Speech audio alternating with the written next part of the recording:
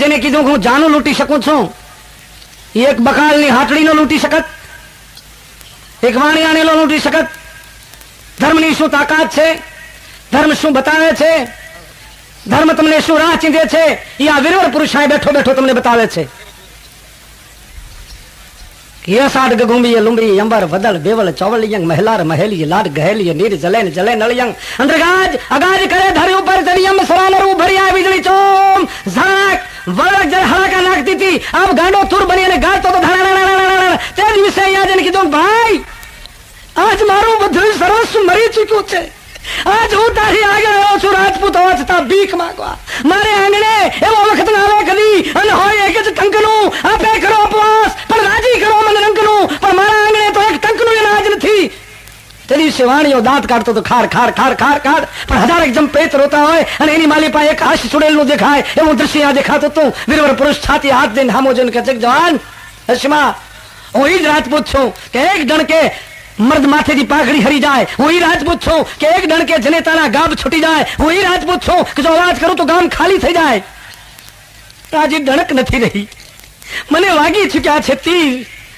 મેં કબૂલાત કરી લીધી છે કે હું રાજપૂત મટી ગયો છું, હું માનવ છું અને માનવનો ગુલામ છું. મારે માનવ જાતને જીવંત કરવી છે, સમગ્ર માનવ જાતમાં પ્રેમ જેને કહેવાય પસરાવવો છે. મને ભીખ દે, સોદો કરી જોજો, કોઈ વખત કલાકનું ખબર પડે.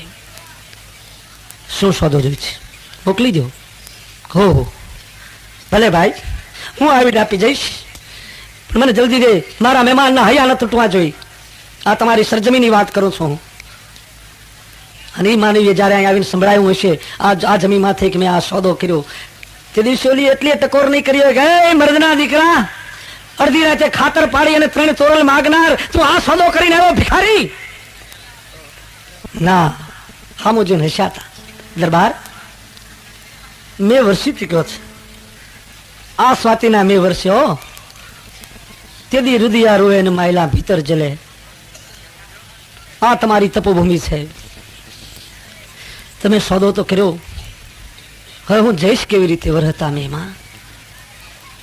માયાને ખંભે લીધી ત્યારે કહી શકાય હરિહિત સહિત રામ જબ જોહે અને રમા સહિત રમાપતિ મોહે. તુલસીની કલમ આય તમને દેખાય, આખી રામાયણ તમને આ રમતી દેખાય આ સરજમી માથે. અને જયારે એ વીરવર પુરુષ મૂકવા ગયો ત્યારે આ ધરા ધ્રુજી હતી. એ જ પુરુષની આ સમાધિ માથે મેં જયારે જોયું, હો ભલા ભાઈ જે દેશ માટે થઈને, જે ધર્મ માટે થઈને તે દ્વારિકાધીશને અનંત વખત અહીં બોલાવ્યો, પશ્ચિમ ધરાના પાદશાહ રામાને તે અનંત વખત અહીં બેહાડ્યો, આ સરજમી માથે હેઠે બેહાર્યો હશે. મેવાડપતિ માલદેવજી અહીં હેઠા બેઠા હશે, રૂપાદે અહીં બેઠા હશે, ઉગમસિંહ બાવો અહીં બેઠા હશે. લાખો અને લોયણ પણ આ સરજમી માથે બેસી ચૂક્યા હશે. સિદ્ધ સાધુઓ 9 અને 84 સિદ્ધ જો આ સરજમી માથે બેસી ચૂક્યા હોય, ઈ બહેણા માથે આજ તારી હરખી હંજવારી નથી નીકળતી. હા રજપૂત, આના કરતા તો સિનેમાનો એક્ટર કોક તું બન્યો હોત તો જગત તારા ફોટા એમના ખીચામાં રાખત. નારાયણ ઘડીએ ઘડીએ મને યાદ આવે કે વાહ નારાયણ, કારણ